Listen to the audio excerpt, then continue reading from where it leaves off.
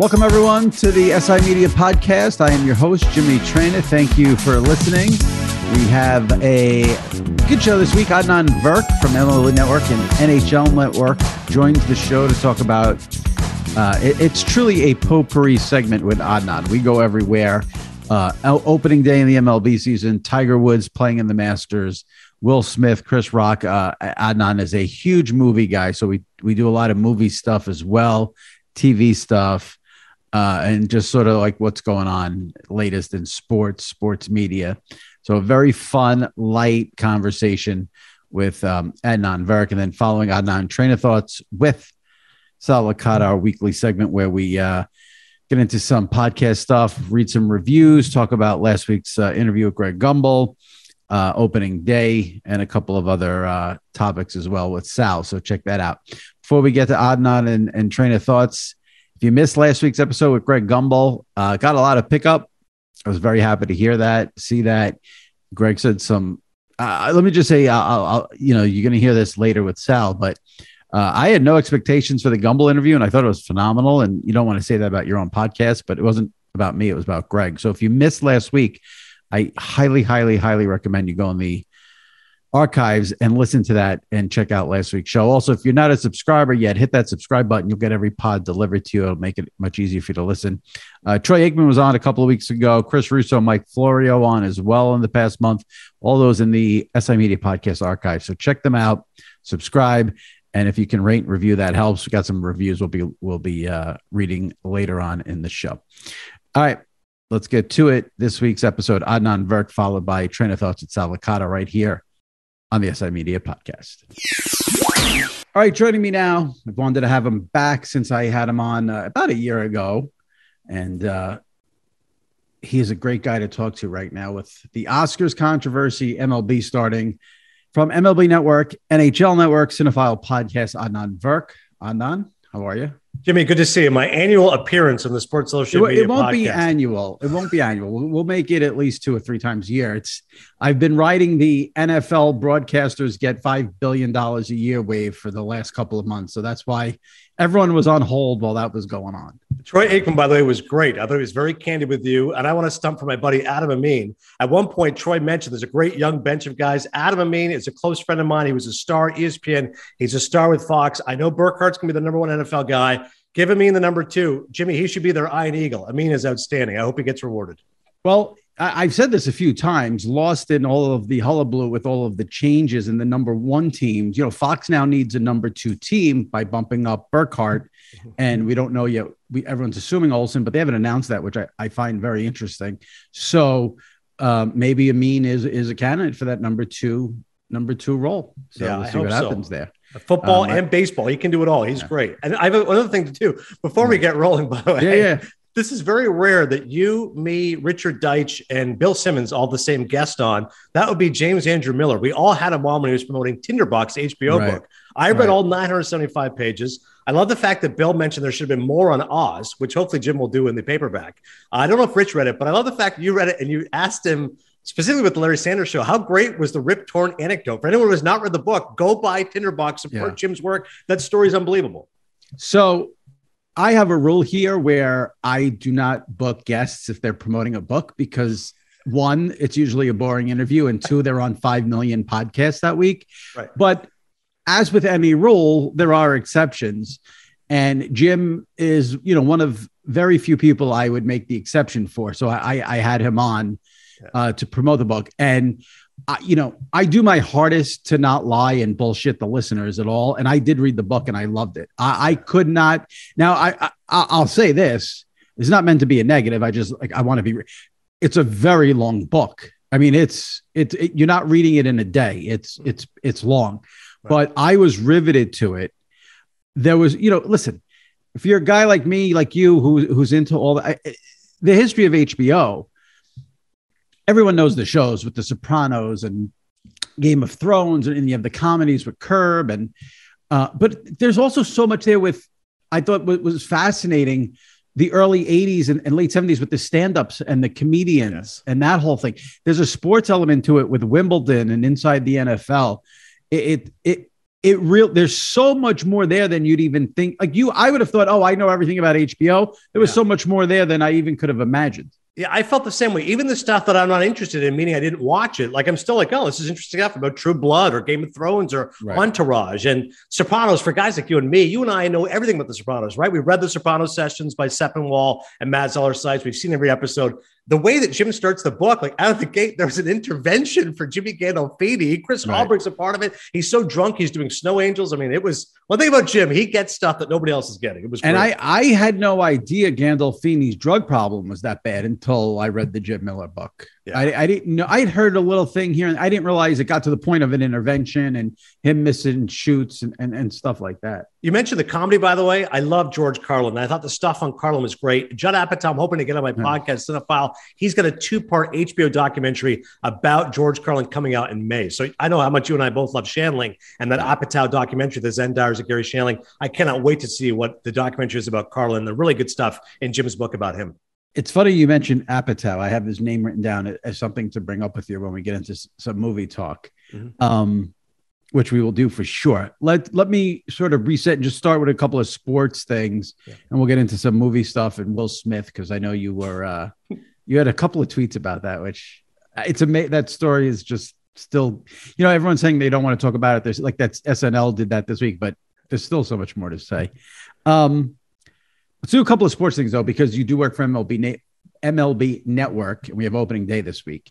Now, I saw a tweet from yours where there was an announcement about the Friday night exclusive Apple TV package, and you tweeted that you love it. So let's start by fighting, because I hate it. So we're going to start right off the bat on a negative. Explain to me what. Now, I understand you work for MLB Network, so of course, let's be careful. Yeah. Why do you love that exactly? So my thing, Jimmy, is this. I love the fact that baseball is more available as much as possible. Like I never want it to be limiting. So I love the fact that these new streaming services are new ventures. The fact that Apple Plus is getting in on the baseball. Of course, they've got deals with YouTube. DAZN previously had a baseball package, which I was a part of. So I love the fact that Apple Plus is saying, hey, we want to be involved in the sports space, and we are choosing baseball to be our initial foray. And listen, the games are available to anyone with an internet connection for free for at least half the season. So that's the fact that it's pretty much available to people outside the cable bundle, which is amusing because you and I are we're two last the Mohicans. I don't know if you still are, but I'm still that guy who was DirecTV, which, by the way, I paid $231 this month. I don't know. I'm going to call them because every time you call them and they threaten to cancel, then all of a sudden they knock down the price to you. So my idea is that it's more accessible for more fans of a typical game. Now you go ahead and tell me why you hate it. Oh, yeah. I would counter that very easily by saying this. Baseball, whether people like it or not, the fact of the matter is baseball has become a regionalized sport. Right. So to me, you're not adding viewers. You're taking away viewers from this standpoint. This Friday, now I understand it's free because it's the first week. So I got that. But theoretically, this Friday, the Mets play the Nationals. It's Max Scherzer's first start. Every single person in New York would watch that on SNY. They take it off SNY. It's on Apple TV only. So now the Met fan doesn't get the Met announcers that the Met fan wants. The Met fan's still paying for cable for SNY. Someone in Iowa is not going to watch that game on Apple TV Friday night. That game is for New York and Washington. And those are the people you're taking away from it. And now I'm a Yankee fan. So, my life really won't be affected. But Friday night is usually you go out to dinner night. Maybe you sit at the bar. You want to see that because it's Max Scherzer's first start. What are the bars supposed to do? They're not going to have Apple TV. They're wired for DirecTV and satellite. I think you're pissing off the local fan with that deal. And I think that is going to end up hurting baseball. I hear you about definitely fans, have an appeal to those guys. And by the way, the Mets announcers, those guys are as good as it gets. Of course, Ron Darling, a teammate at MLB Network, those guys are awesome. So I hear you that we're definitely creatures of comfort. We like having our people, our announcers. But I just like the fact we're just going into a new space, new territory. Everything's about streaming services. At least Apple Plus is dipping their toe in the water. Is there a way that they can do it? Now, as you say that, what if there was a way?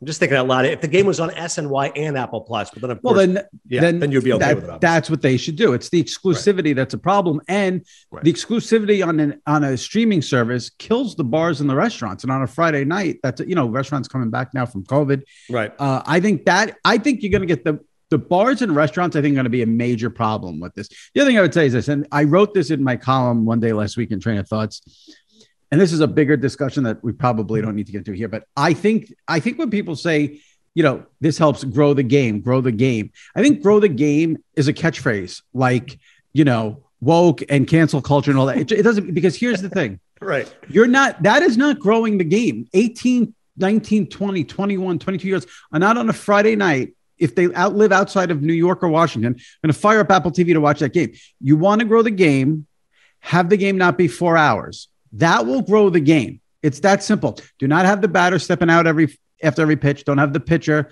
do a marathon around the mound after every pitch. If you can get those games to 2:30, that'll grow the game. Being on Apple TV is not growing the game. Being on Apple TV is for owners to get money, which I get, and they should do that. That's what this is all about anyway. It is a business. But I can't listen to the phrase grow the game because you're on a streaming service. That's just nonsense. You do bring up the larger point of the rule changes, though, which it's funny. This lockout was about money. We all know that. It was just, okay, how much of this pie can we divide? $10 billion. Can we do this equitably and share? But as Tom Verducci, your colleague at SI, and I were saying, because we were on MLB Network after the second late night talks, and it was where the international draft could potentially derail things. I'm looking at Tom going, are you kidding? We're not going to get baseball because the international draft. You can't find me one baseball fan who even knows what the international draft is. And Tom said to me, he goes, once we get through this, I can't wait till we get to actually helping improve the game. So to your point, it's like, hey, now that we got this done, let's get the pitch clock going. Let's get universal DH. Let's figure that stuff out. And hopefully, I think that stuff, when it happens next year, is going to be great. I also think, and I know if you say this, people think you're a monster, but I'll say it anyway because I don't really care. I think it hurts the sport a lot that the best player in the sport is a complete non-entity. I mean, nobody in this country cares about Mike Trout. I think part of it is he's on the West Coast, plays for a team that never makes the postseason, so he never has that exclusive window. The only time you can see Mike Trout, if you're not in California, is at 1 o'clock in the morning where he's hitting, home runs. And I think the two things there is, he doesn't really have the personality to well, maybe he does, but either he doesn't have the personality or he doesn't want to be the face of baseball. Fine. He has that right. I think the Angels never being in the postseason is what hurts them because they never have that standalone opportunity for the country to get the full Mike Trout experience. Yeah, I know people who are advocating for more teams in the playoffs are using that point. Say, listen, the NBA, which let's be honest, the regular season, why the hell is there a play-in? Like you get 20 of 30 teams, 2/3 of the teams make the playoffs. It's ridiculous. You're completely diluting the regular season. But where the NBA does great is, of course, the playoffs because they've got all their stars there. So for that 2-month sprint, you can see that. So I personally love the regular season in baseball because prior to this year, only a third of the teams make it. But to your point, if you do want more stars in, if you have 8 teams in it, well, then surely the Angels can be good enough to be a 500 team. You get 85 wins and Trout would be in the playoffs. There's no doubt that the light shines brightest come playoff time, which is why, to your point about Trout either not having the personality or not wanting to show it, the guy I love more than anything, I just wish he could stay healthy, is Fernando Tatis. He should be the face of the game. He's dynamic. He's charismatic. He hits giant home runs. He's got bat flips for days. He's, a cross-generational, obviously Hispanic. Young people love him. That, to me, is the guy that should be. I just wish he could stay healthy because Tatis is the guy I love. Yeah, absolutely. And then also, he's another guy, West Coast, which I think hurts, a little bit. It's funny when I was at ESPN, to your point, sometimes people would argue about East Coast bias and we'd have anchors from LA. Well, there is. I remember the producers who goes 60% of the population lives east of Chicago. Again, this goes back to another, there is an East Coast bias and I don't take that as a negative thing. The media is in New York. New York is the number one television market in the country. Everything's run out of the East Coast. So yeah, there's an East Coast bias. I mean, that's just something you got to deal with. I mean, that's right. That's just the way it works. Yeah, I remember when LeBron went to the Lakers. I'm like, this is bad for basketball. Everyone's like, no, it's the Lakers. I go, no, it's West Coast. I'm not sitting up till 10:30 to watch those games. Yeah, I agree with that. Are you? I looked through your Twitter. I didn't see any. You might get kicked out of sports media for this. I didn't see you, breathlessly, nearly fainting because Tiger's playing in the Masters. Are you excited for that? I mean, I feel like we're going to get kicked out of the club here if we don't. Act like our lives are changing because Tiger's playing in the Masters. I'm with you, Jimmy. I've never been a golf guy, which is even funnier because at one of my jobs in Toronto at the Score, I drew the lottery ticket to go cover the Masters, and everyone's laughing, going, "This guy doesn't know a birdie from an eagle. Like, why the hell's Virk going? He doesn't know anything." Right. So I will say the Masters was a remarkable experience. Not just the $1.50 cheese sandwiches, the $2 chicken sandwiches, the Azaleas, Amen Corner. But either you're into it or you're not. Either you're like me and I'm like, well, like if Tiger's, people say this, Jimmy, even I wouldn't agree to this. I was about to say, if Tiger's in contention, I'll watch Sunday, but I still wouldn't watch. I would just watch my phone and go, okay, he birdied 12. Awesome. Like I think either you're breathlessly anticipating it or you're just, like, I think it's a cool story. Of course, if he wins, it'd be great, but I'm with you. I'm not watching every hole. No way. Okay. So I have a take, and tell me and be honest. You could say you're a dick for having that take, or that may, okay. Cause I'm confused. Now I understand, like, if you're in the media, like you have to bow down to Tiger and it's okay. But there's this take out there that I see, the narrative I keep seeing is, oh my God, do you believe he's coming back 16 months after that car accident? This is one of the most remarkable. Can you believe? Yeah, it's 16 months. How long does it take to come back from a car? Like, he's not coming back 6 weeks after the car. It's 16 months. That seems like a reasonable time to come back after a car accident. What am I missing here? I think so. I think it's just the severity of the courage. Like, everyone keeps saying he almost. Yeah, but it's 16 months. Right. It's the whole thing is like he almost lost his leg, to which I would argue, hey, he almost did, but he didn't. Like, if he was amputated, I get that. Hey, oh my God, this guy's got one leg. But he almost did. Now he's back. Even if he had the most extensive leg surgery that's ever been performed in the medical profession, when someone says, can you believe he's coming back after 16 months? Yeah, it's almost 2 years. Yeah, I can't believe he's coming back. 16 months. Like, what am I missing? Saved this take when you're with Perloff. This would have pissed off everybody listening on CBS Sports Radio. Well, I would never write this in my column, because then that's when I would get canceled and people would, come after me. But I feel like if I say it here, it's a safe space. I've always said, for me, this is just the greatest sports story of my entire lifetime was Elin beating him up with the golf club on Thanksgiving night after she caught the mistresses in the phone texting, and then he drove into the fire hydrant while he was all sleeping. Like, I think that's the greatest sports story of my lifetime, but that's just me.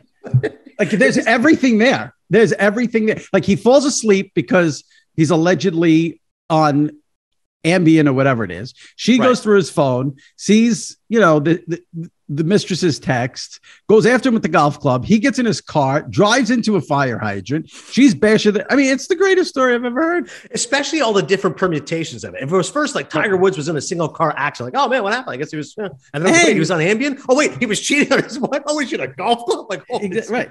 And at that time, the media thought he was Jesus Christ. Right. That's what made this really the best part of it. It was like, he walked on water, and then all of a sudden that happened. Yeah, I find everything around him more interesting than actually watching the golf. Like, I've read the book. Armin Katan gave me the book. It's a great book. Like, I've seen the documentaries, but to actually sit there and watch golf this Sunday, I'm like, baseball's on. Like, I'm good. I had Nance on this podcast it was like the week after he won the Masters the last time. Mm-hmm. And Jim said something like, if you didn't tear up or think that was one of the greatest things you've ever seen, you have no heart or something. I was like, okay, well, I have no heart. It's empty in there. It's all empty. I guess I'm in need of a heart transplant here. I was like, okay. Got one ultimately, the guy was a great player, went away because of personal issues. Now he's back. I'm like, okay, cool. Like, congratulations. I don't want to downplay his significance in sports history and golf history. I obviously there's a lot there, pioneer and all-time great, all that. My issue is really the media reaction to him more than him himself, although I do love the Thanksgiving story. The breathless anticipation. Since you mentioned Nance, I just have to mention on a side how great Raftery is. I don't watch college basketball all year, and the March Madness, I can't get enough of it. Raph had a half a dozen lines, Jimmy. I'm sure you were tweeting about it and stuff. There was the one line that said something about, this is a good place to get a drink. He's like, don't I know that? Like, everyone knows he's like a Hall of Fame drinker. He's a Hall of Fame broadcaster. Yeah. At one point, Nance was mentioned. This was on the game Saturday. I can't remember which game it was. I think it was North Carolina. He said how they're playing so well without one of their star players. And he goes, what, do you think they should bench him for the second half, Jim? Like, Raph is so quick. It's amazing. Chemistry. It's amazing. The fastball is there in every way, shape, and form with him. And I'm the same. I don't watch college basketball really that much in the regular season. Then the tournament comes and you get into it. I'm just amazed every year that he's still there's zero drop in his quality. Listen, he gets the X's and O's. He's there, but the humor and when to pivot and stuff. Like, somebody told me once at ESPN, every broadcaster, there's a 10-10-80 rule. So 10% like it, 10% hate you, 80% really don't care. I think Raftery is one of the few guys that's 10% don't like him, 10% don't care, 80% love him. Tim Kirkjian's in that group. Like, it's very few guys that are like that. It's pretty cool. 10-10-80. I got to think about that. I don't know. That rule had to have changed once Twitter came around.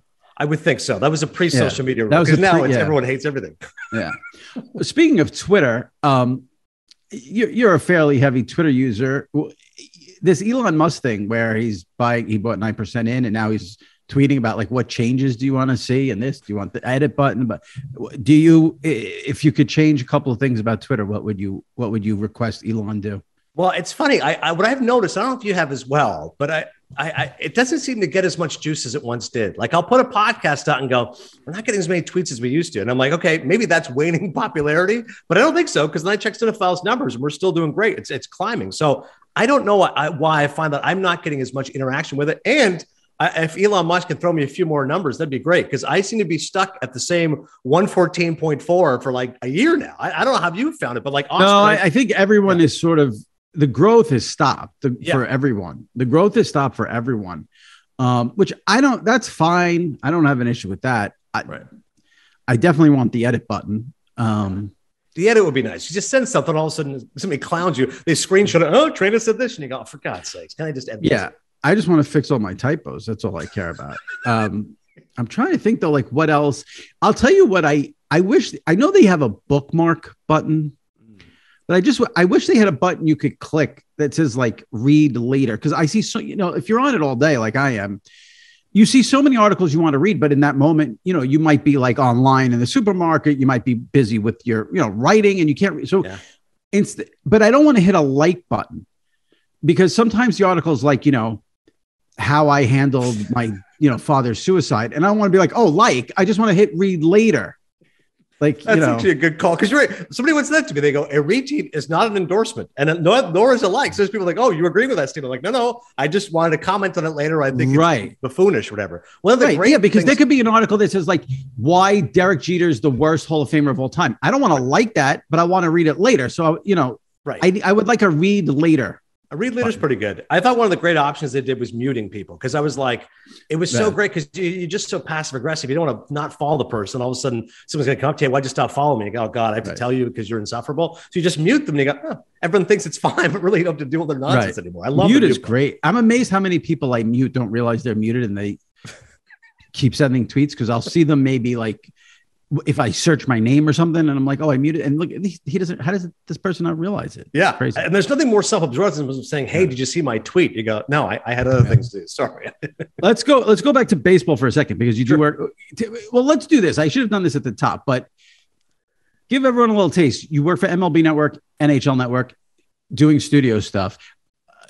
With MLB Network, because I know they have games, any play-by-play you want to get into that, or you're fine with your studio? What's going on with that? No, it's funny you said that. I actually had reached out to my bosses about doing a little bit of play-by-play, and they naturally said, well, can we hear some of your stuff? So I had to reach out to one of my guys at ESPN to send me along an inning I did. It's funny you mentioned Scherzer. It was a game where Rick Porcello got like a 3-run double off Max Scherzer. I called him Eddie Perez, Tim Kirchin. So I gave it to my bosses. I said, hopefully we'll get you to call a couple games at some point. So I think to your point, even when you just do studio, it's nice to actually be at a game. I probably called 12, 15 games at ESPN. So it'd be nice to call some games for MLB Network as well. There's something about being at the ballpark. I would never want to do it full time, Jimmy. I'm always amazed by people that say, wouldn't you love to call games for a team? I'd say, no, I've got 4 kids. I've got young kids. I wouldn't want to be traveling all the time. I don't like that. But to call a random Yankee game on a Friday night, of course. So it's primarily studio for baseball and hockey, but play-by-play. Hopefully I'll do a little bit. Now, how do you do the balance between MLB Network and NHL Network? So it's funny. It's in the same complex. They're both in Secaucus, New Jersey. So it's literally one building is NHL, one is MLB, and they'll just kind of, give you whatever you want. So not whatever you want, sorry, whatever they dictate. So like for the month of April, it's 50-50 baseball, hockey, final month of the regular season. So once hockey playoffs come, they kind of streamline it a little bit. So we have NHL anchors only, there's MLB anchors only, and then there's those that do both, and I do both. And it's funny. I think some of the baseball guys are resistant to it, but I'm a team player. I'm happy to do it. Obviously, baseball is a much more popular sport. Hockey's much more niche, but the guys we work with are all great, and I'm happy to do it. Do you have a preference on MLB or NHL? Yeah, given my druthers, I would do baseball. It's always been my first love, and there's something special about opening day coming around the corner. And I just love baseball so much, the timelessness of it and the appeal of it. And I just think that the crew we have is really sensational. I think you could agree with this, despite your aversion to the Apple Plus deal. If you are a baseball fan, you have to have MLB Network, right? Like if you watch your Yankee games on there's not a lot of baseball content on ESPN. There's not a lot of baseball content on Fox or FS1. It's really just your RSN and MLB Network. So I do think we're really valuable to the baseball fan. Yeah. I agree. And I think those studio shows on MLB Network, they all do a good job. The hosts are good. The analysts are pretty good. Yeah, I love that you had Flores on and Lauren Shahadi. MLB Central to me is as good a show as we get. D-Row's great. It's a really good show. And everyone knows I'm a big High Heat fan. So, so Russo, I filled in for Chris 2 weeks ago. They go, we need you to fill in on a Wednesday. And right away I said, because he's doing First Take. I said, this is amazing. I never thought I would be filling in for Mad Dog Russo because he's doing First Take. So I did, as you know, the brushback is 10 minutes of Chris just going nuts, but I prefer to write it. Like I'm not nearly as talented as Chris. I can't riff. So I wrote, and I did a 10 minutes on describing each Oscar nominated Best Picture with a movie. So it was like, Power of the Dog is this year's New York Mets. Belfast is the Red Sox, etc. And I'm thinking of you and any other Mad Dog fan going, the hell is this? Get this guy out of here. Where's Chris? So thankfully Russo was back the next day. But I did hear him on the pod with you. He's right. For a 62-year-old man to establish his rebirth at First Take, it's been awesome. And he's a phenomenal guy. Go ahead. And it's funny because how you said you wrote when you hosted, you wrote it. Yeah. And because you want to get the names right. He doesn't care about getting one name. I watch High Heat just to see how many names he gets wrong. That's the best part of it. I mean, this was on his Sirius XM radio show last week when Brian Cashman made those ridiculous comments about the Astros, screwing the Yankees, and he was ripping Cashman to shreds. And he kept saying how the Yankees have signed Marwin Hernandez. And he said it like 4 times. And I listen, I'm like, is he ever going to know it's Marwin Gonzalez? Like, will he ever get it right? Like that's, so most people would write it like you. He doesn't really care about the name. So, well, think about the 10-10-80 rule with Chris. Like there's people who are non-New Yorkers, non-East Coast. They hate him. They go, what the hell is up with this guy? And I'm not a New Yorker and I love him. I'm with you. I'm like, listen, his popularity is, and one of the best characteristics, and this as a daily listener, covered him for decades. He's so self-effacing. Like, I don't know anybody else with that kind of talent. If I bust his balls, like I do a show, and I'm mocking him, I'm doing the voice, and he knows it's all love, it's all genuine. He's the first guy to laugh at himself. I think that's one of his best qualities.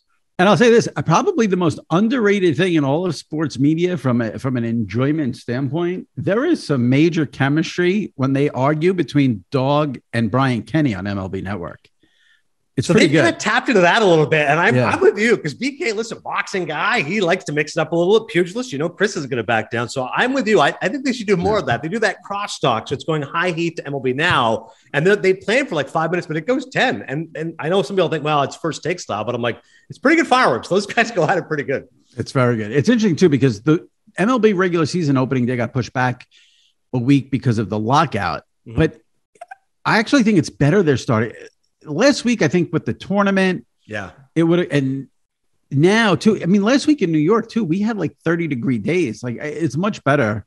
I think this week, it should start first week of April, not in March. But I agree. I just don't like the idea of March 31st. Just like I don't like the World Series ending in November. Like I want April and I want October. I want 6 full months, and I'm with you. It's always a competition with the tournament. The Masters, again, it's not the same audience, so I think this is actually pretty good the way it works out. Yeah.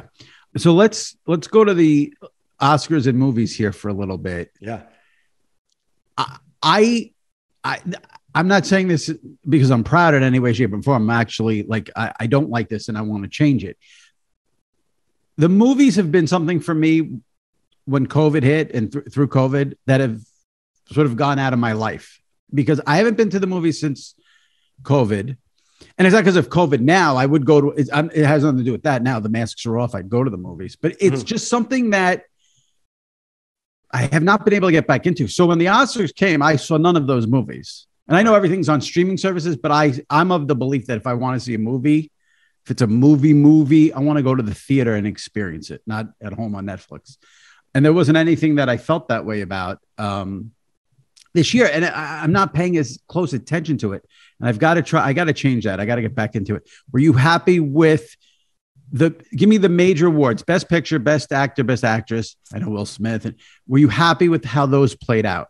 So you are the ultimate movie aficionado. Yeah, I was going to say, I saw all the nominees for Best Picture. I saw all the nominees in 13 categories. So I'm that nut job who's watching Best Live Action Short on YouTube. I'm like, I've got to watch this for the ceremony. My wife's like, okay, you do you. That's fine. I'm going to go over here. But ultimately, I was disappointed by the Best Picture winner. So CODA, for those who are unaware, the title means Children of Deaf Adults. And listen, it's an important message. It's good to see hearing impaired actors getting good roles. Troy Kotsur won Best Supporting Actor for his performance as the father of a daughter who is hearing, and he, of course, is deaf. But Jimmy, the movie wasn't very good. Like, I thought it was thoroughly pedestrian when it was released. Apple Plus, speaking of, they're the ones that paid for it coming out of Sundance, where it won the Audience Award.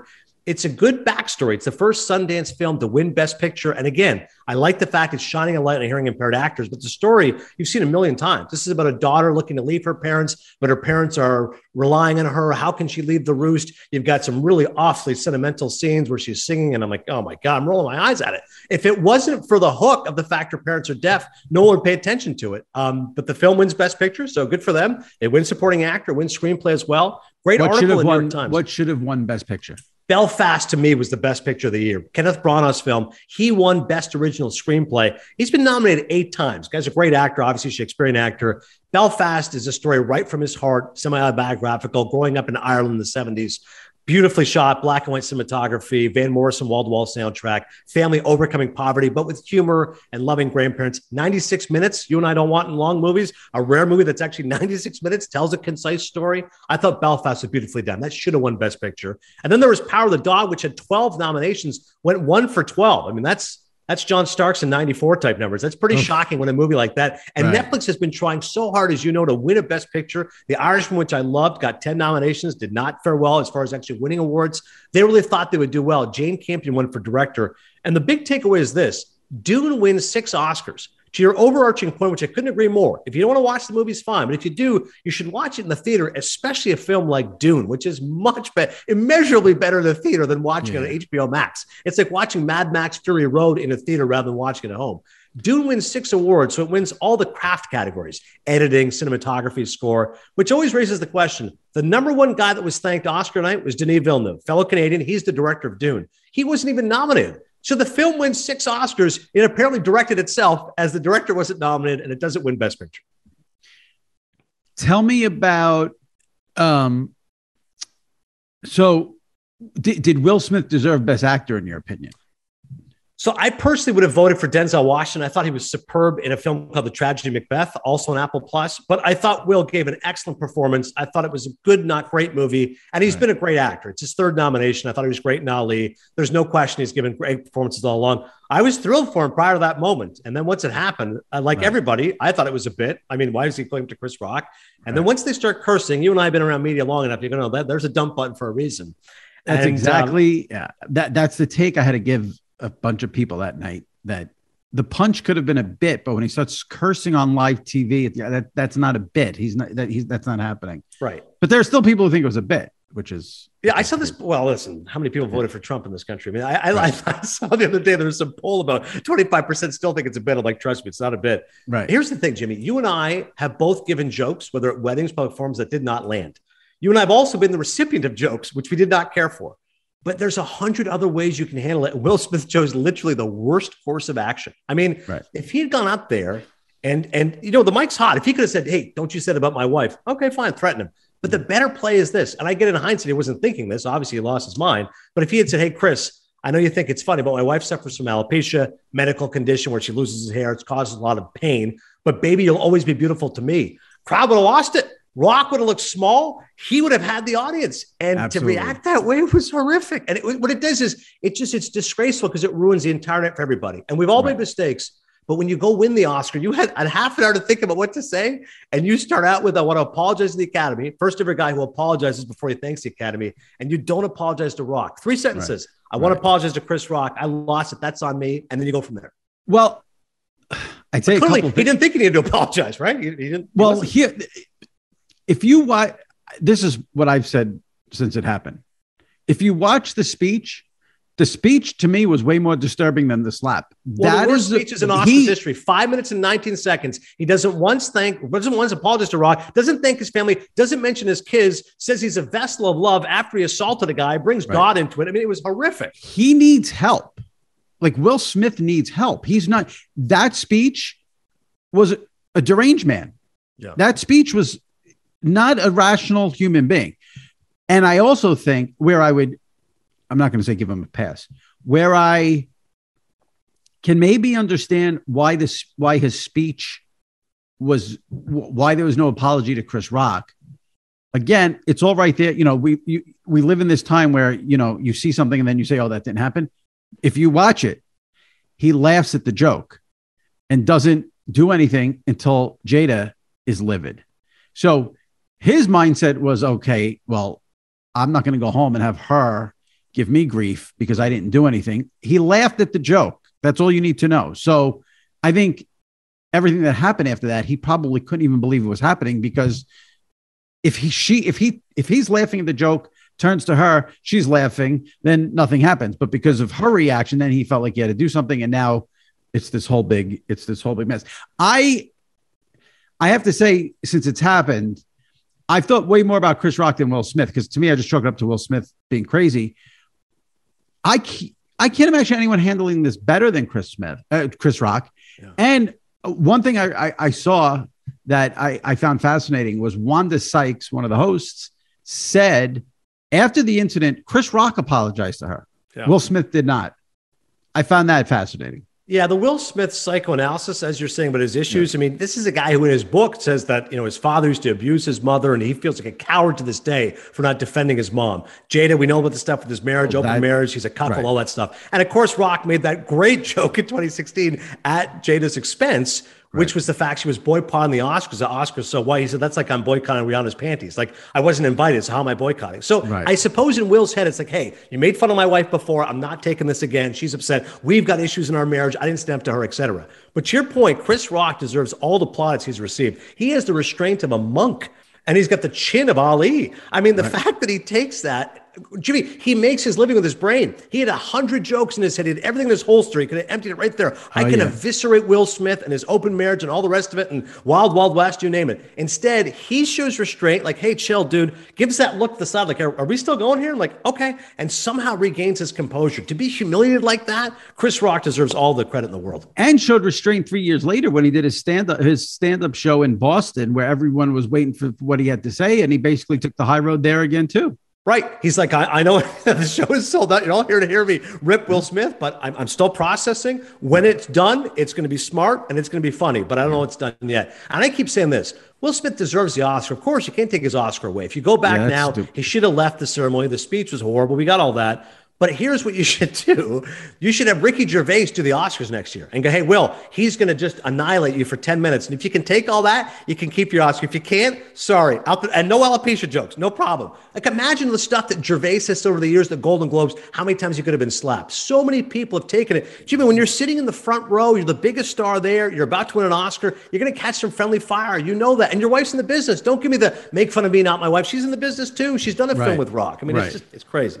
Right. And I mean, you would know this way better than me, obviously, but the Academy doesn't seem like the type of group that would have Ricky Gervais as host. No chance. He's a Golden Globes kind of guy, because they're like, all right, they like to drink a little bit, and after it's fine. They're a little more straight-laced. But imagine, how about this? Imagine if like Jon Stewart had made that joke or Jimmy Kimmel made that joke and Will had slapped him. That would have been even worse, right? Black guy slapping a white guy. I mean, it's crazy. Yeah,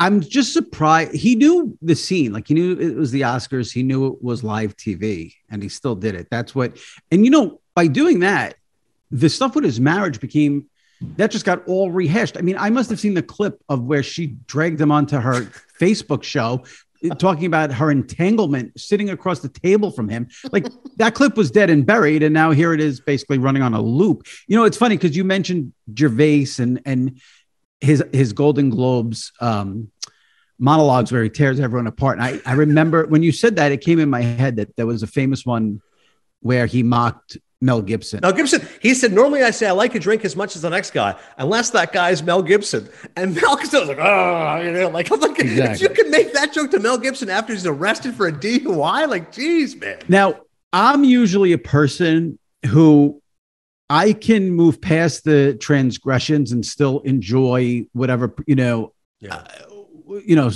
can listen to a Michael Jackson song. I'm not going to melt, Yeah. I will say, though, the exception to that, where I have a very hard time, and I understand that this clearly is the case only because he did it in the pre-social media world. I don't understand how Mel Gibson's allowed to make movies. Now, This could be because I'm a diehard Howard Stern fan, and they've played the clip of him saying those horrifically anti-Semitic and racist things to his fiance, I think it was, or girlfriend, whatever it was. Mm-hmm. If that happens when Twitter's around, he's done for good. But even with that happening in the pre-Twitter world, I cannot believe that guy's allowed to make movies, because that to me was as bad as it gets. Not even just make movies, but he's been back at the Oscars. Like, he's been nominated since then. Like, that's a shocking thing to me. It's one thing. It's like, all right, we're not going to take away this guy's right to actually earn a living. But at the same time, you can't be that. No, he was nominated for Best Director since those incidents. Like, as you said, anti-Semitic, violent, domestic abuse. Like, it's kind of shocking how much he's been able to get a pass. And it's like Hacksaw Ridge was the film, 2016. He was nominated for Best Director. That was post all that stuff. I mean, it's amazing how Hollywood kind of picks and chooses who they can do it with, right? Like Woody Allen for years was okay. Now he's banished. Now we got it. Now Woody Allen can't be there. Right. We knew about it for 20 years, but now it's too much. Tom Cruise blows my mind that Mel Gibson just is able to roll along, because just go listen to those phone calls. It's vile. Now, you're a huge movie guy, Cinephile podcast, obviously. What's your TV viewing like? Are you consuming TV every night? Are you watching all the shows, or does TV get on the back burner for you? So here's the trick.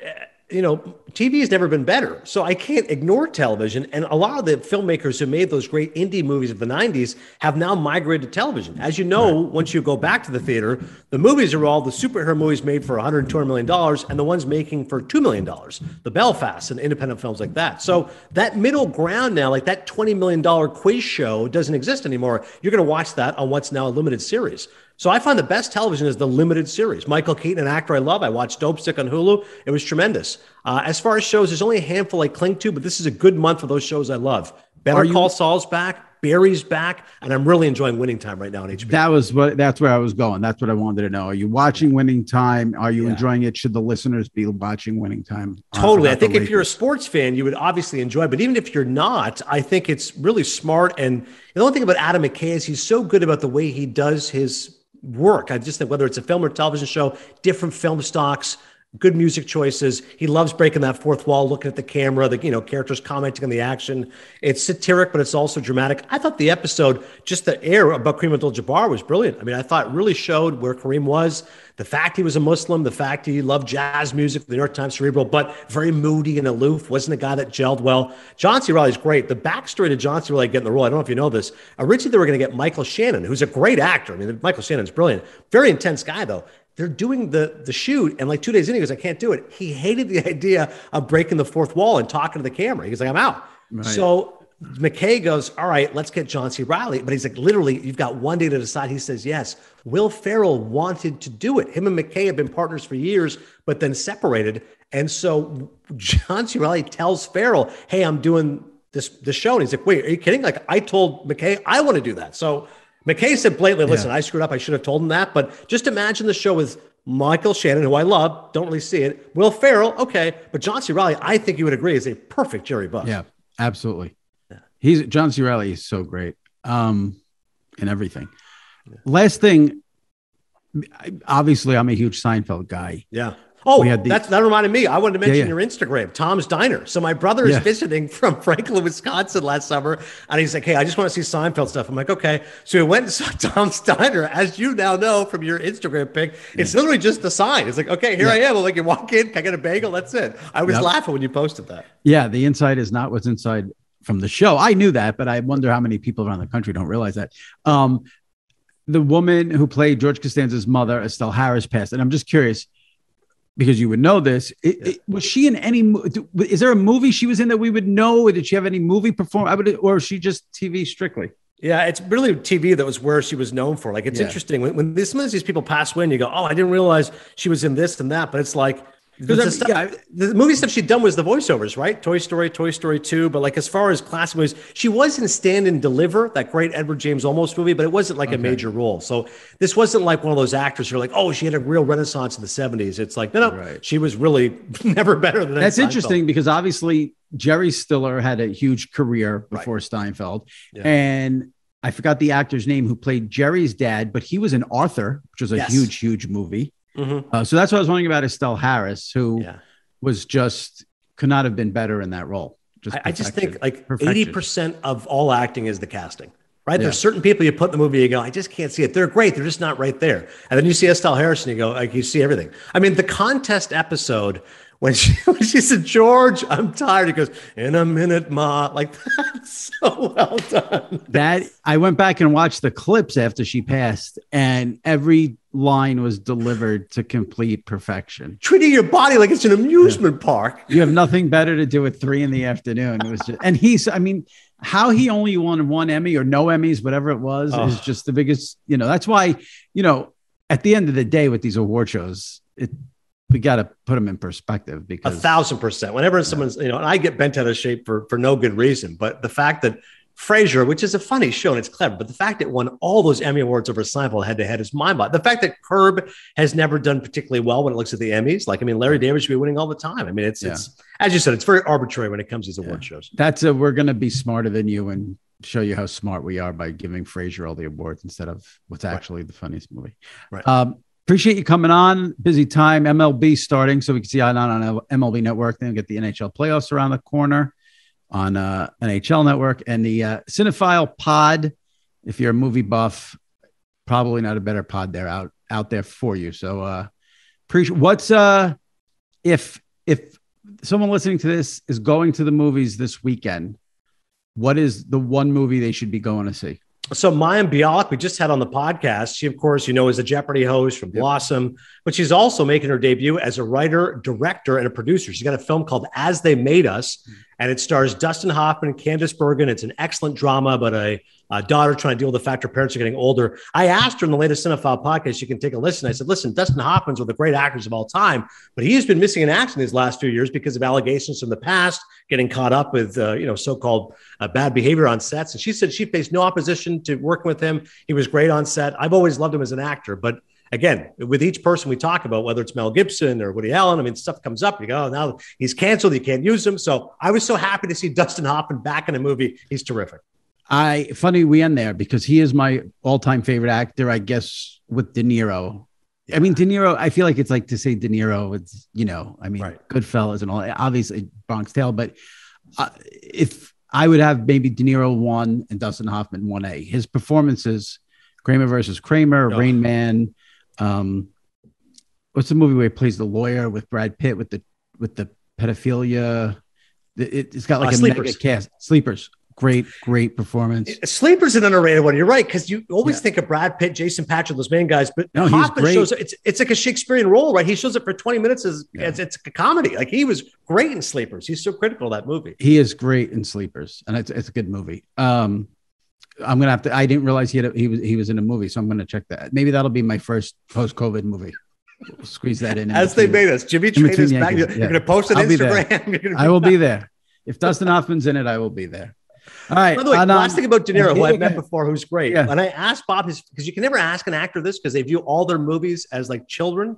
But when I asked De Niro his favorite movies of his, he said Raging Bull and Midnight Run. I would never have thought he'd have Midnight Run that high. I would have thought Taxi Driver. A lot of people love Midnight Run. I'm surprised he wouldn't go Bronx Tale.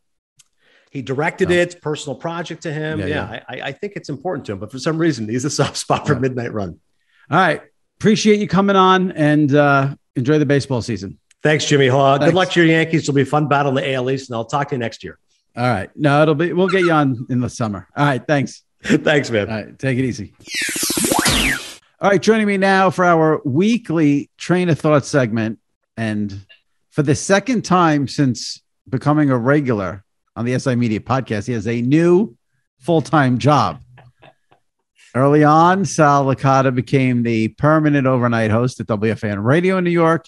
And now he is the permanent host of Baseball Night New York on SNY TV here in New York. And if you have DirecTV in the sports package, you can watch it all over the country.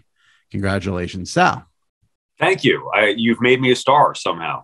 I'll take the credit. And Sal is, if you're watching on YouTube, he is at the SNY offices. The wrestling figures are gone. Sal will be doing this from the SNY offices every week. So it's a nice background you got going on there. Yeah. We could try to maybe find a better one, but this is the first one. And say if it feels fine. Some nice city buildings in the background there. Well, congrats on the gig. Very happy for you. Thank you. I appreciate it. Monday through Friday, 6 p.m. on SNY for Sal on Baseball Night New York. We'll start with baseball. Well, let me start with this. Let me get into a couple of things. I got to do some podcast. What's the word? Not housekeeping. I guess housekeeping. Maintenance. Yeah, I want to just throw this out there because it's totally about my own ego and me, but I will. This podcast is so funny. Like, you come on and like we can banter. We're friends. We've known each other. I know what it's going to be. I know what you're going to, I sometimes know what already you're going to say, your reaction to this. And, with the guests, some guests you have a relationship with, some guests some you don't.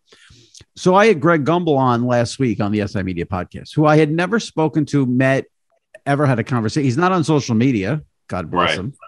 Probably a big hero of yours just for that. Yeah, right. I wish. Him and Cardi B, now my two heroes.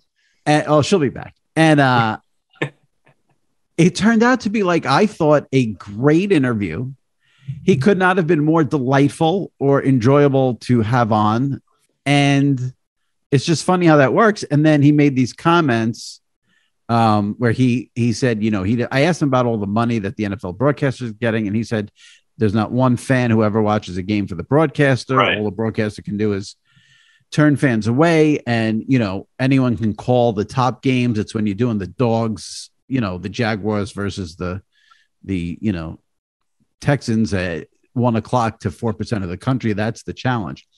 And the comments got picked up, a lot everywhere, which was great. And I love seeing that that's where me and my ego and the pod come in. I was happy to see that, but it really is funny. This whole weird podcast world, which I've been doing for so long, and I still don't know how it works, because you have a guest on who you don't have any expectations for.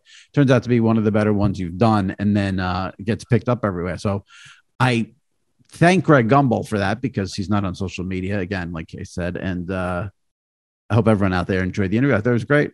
So and you've said that before. I forget which guest, but I've heard that before from you. Like, oh, you didn't expect, much to come of it, and then all of a sudden it blew up. So I guess you just never know. And I noticed that was, I think they were talking about on the fan too, referencing something. Even I noticed that blew up, that Greg Gumbel interview. That's great.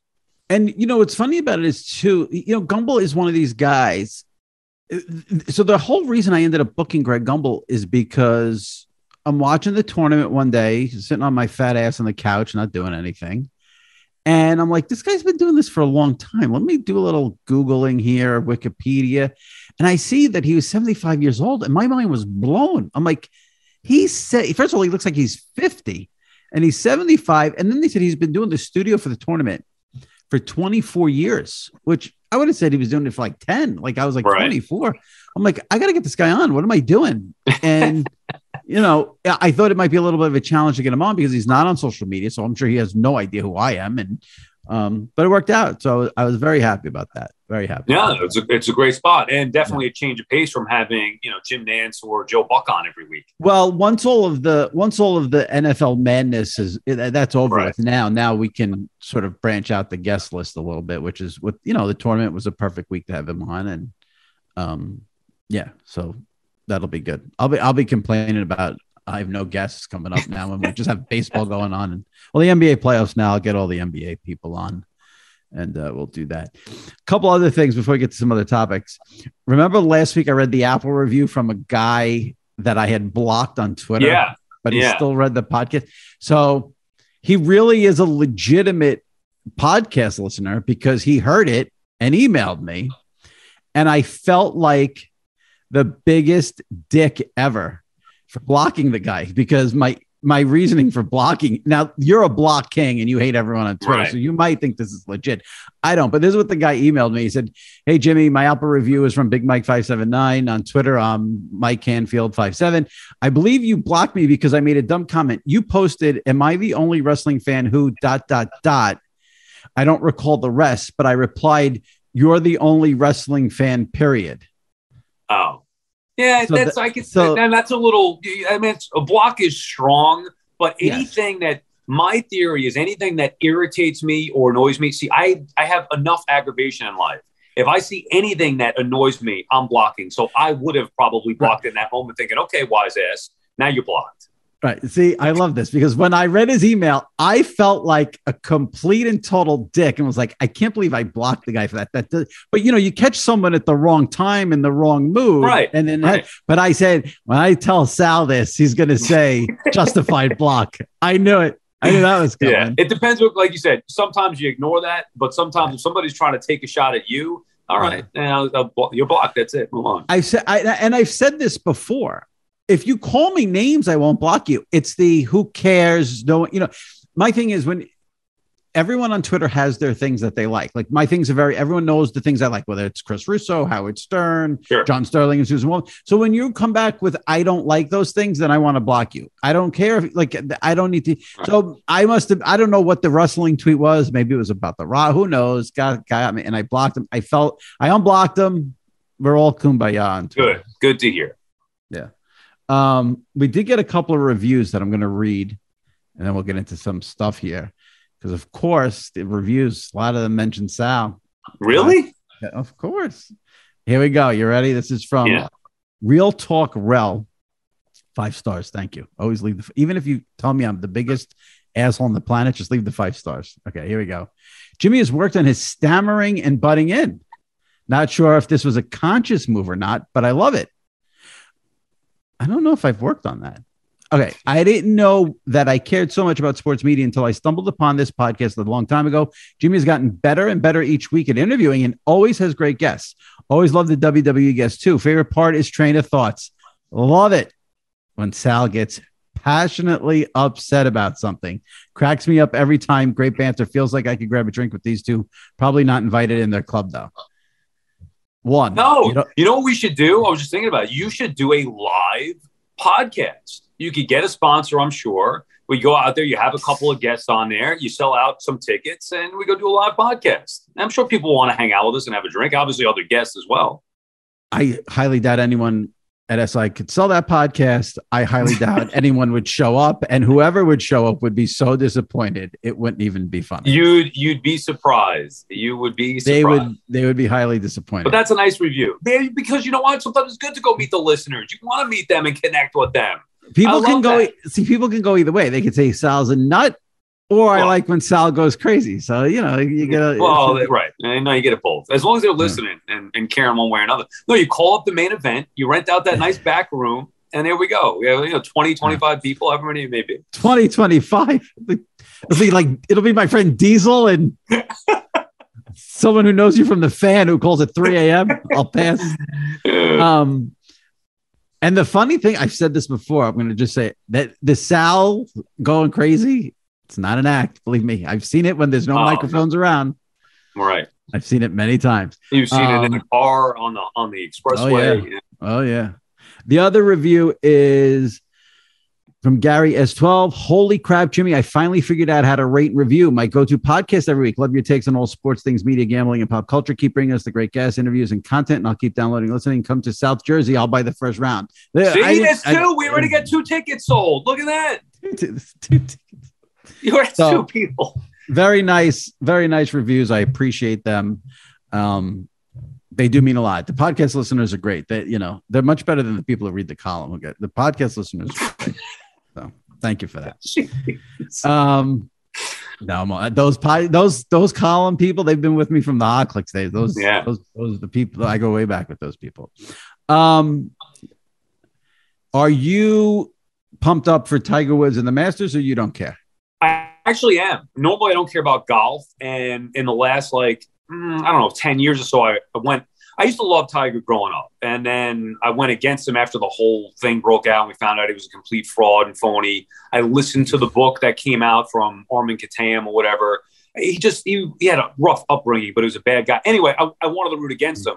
However, now, and after watching the HBO documentary, after the car crash, this is, to me, one of the great comeback stories of all time. I mean, the fact that he's actually going to play in the Masters. So yeah, I'm into it. Now, will I be getting up at 10:30 with my sleep schedule to watch it? Probably not. However, I will be into it. Let's say on Sunday, if he is there in contention, I'll be locked in. I am shocked by that take. Shocked. Well, you're not into it at all? It's very hard for me to get into golf. I get it. But Tiger, you wouldn't flip it on even.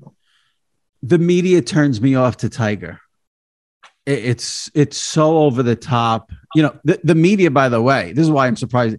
The media who, by the way, when Tiger crashed his car and then said, I'm not talking about this. And then, okay, no big deal, Tiger. You don't have to tell us what happened. If you don't think something shady was going on there, But who cares? We don't need to find out. It's Tiger. Everyone loves Tiger. So they do. You're right. And maybe that's part of why I was always rooting against him. There is this love affair.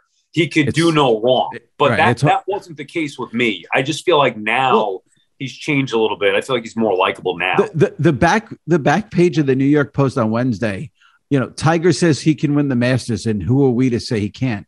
Well, we're sports fans. We give an opinion on every single athlete known to man. What do you mean, who are we? Like, we're not. He's above.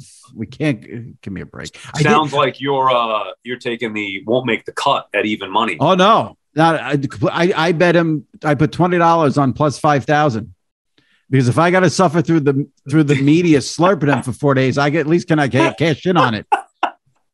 So I'll go Tiger. I'll be right there like everyone else. Oh my God, my breath has been taken. The people crying because he announced he's going to be back in the match. I said, if I got to take this for 4 days, I got at least got to make some money off of it. Right. So I should look into will he make the cut is probably a good wager. Yeah, I think it was even money. No. I want to say that was even money. No, right now, but I got to check that. It's been changing. I think. Yeah. I have been ranting and raving about this, and I'm not going to stop. I know some people are annoyed, but just unfollow me on Twitter if you're annoyed. The MLB deals with these streaming services. Peacock now we got lucky.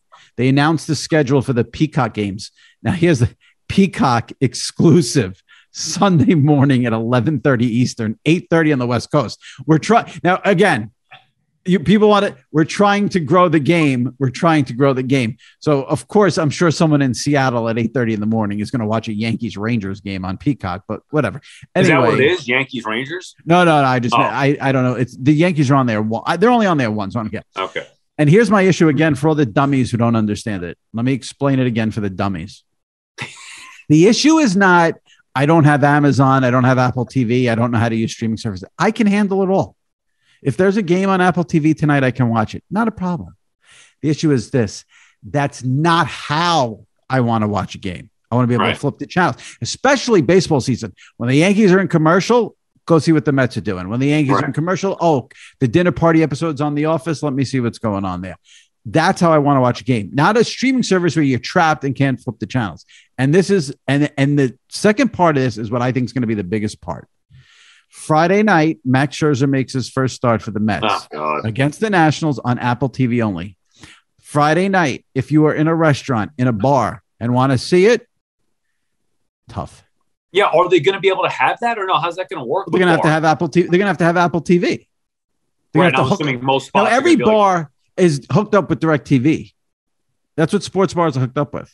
So now they got to plug. Now, I don't like if we go to the main event should charge us. We should charge them for advertising. Yeah. If we go to the main event on Friday night to watch the Mets, now I know in the main event, every single TV there is DirecTV. Are they going to have Apple TVs plugged in? Are they downloading the app on the? Well, they're going to have to get with the time. They're going to have to get with the times because Thursday Night Football with Amazon. I mean, they're not missing that. You guarantee that you'll walk into a bar, they're going to have football on Thursday night. Now, John Oran told me on this podcast a few weeks ago that he thinks with the Thursday Night Football that there will be some sort of setup with DirecTV where DirecTV will air it only on a commercial basis for the bars. I don't know enough about that to know how true that is, the possibilities and all that. But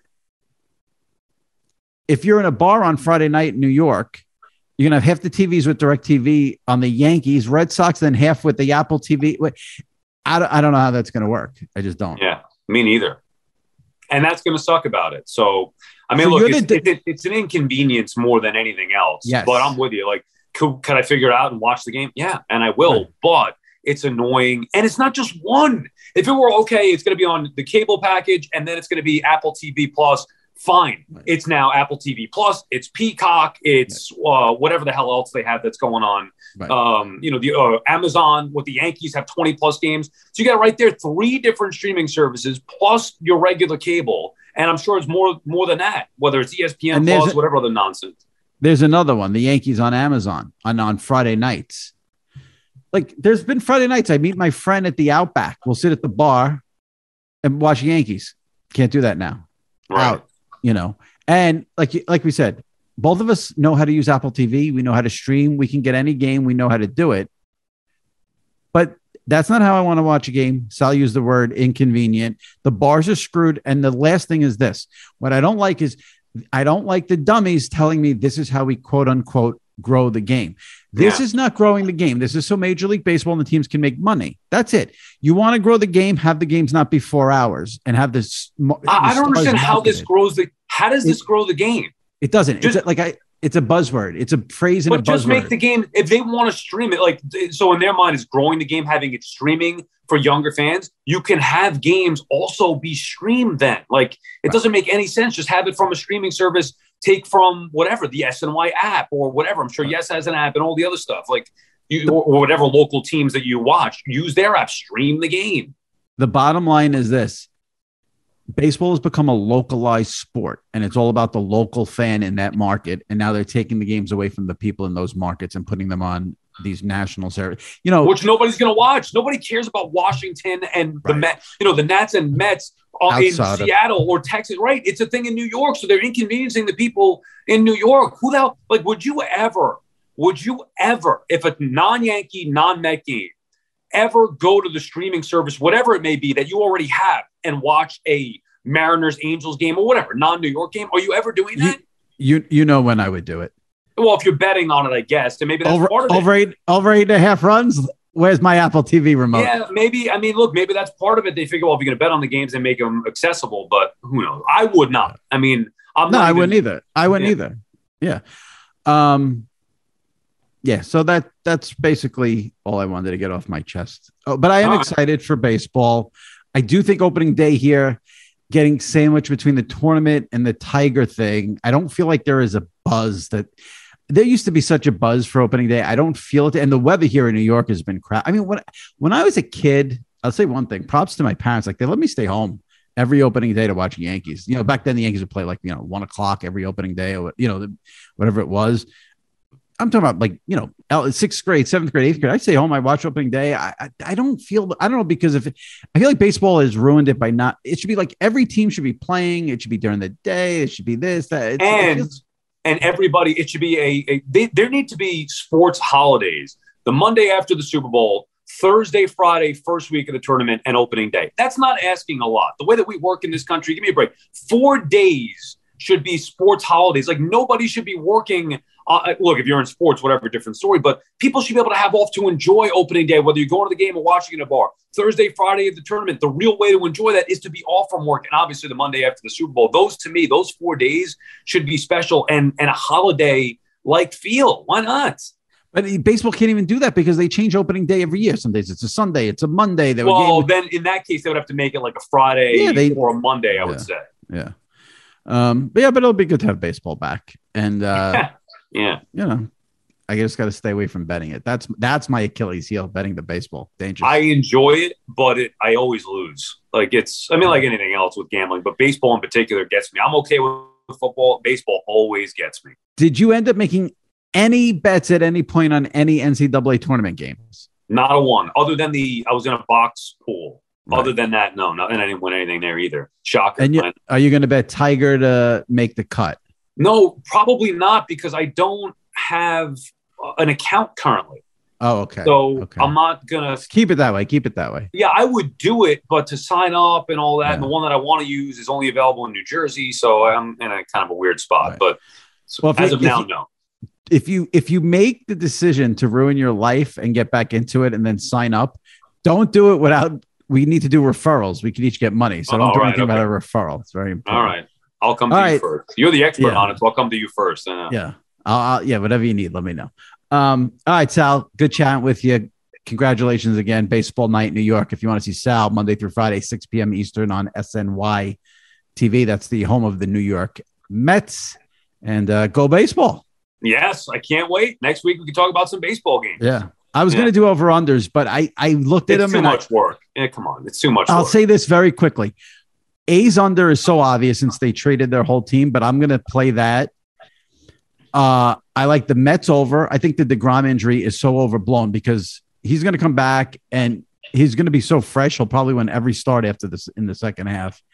And if I was a Yankee fan, I would bet the Yankee under. They have no starting pitching at all after Garrett Cole, and even that shaky after the sticky stuff thing. So interesting.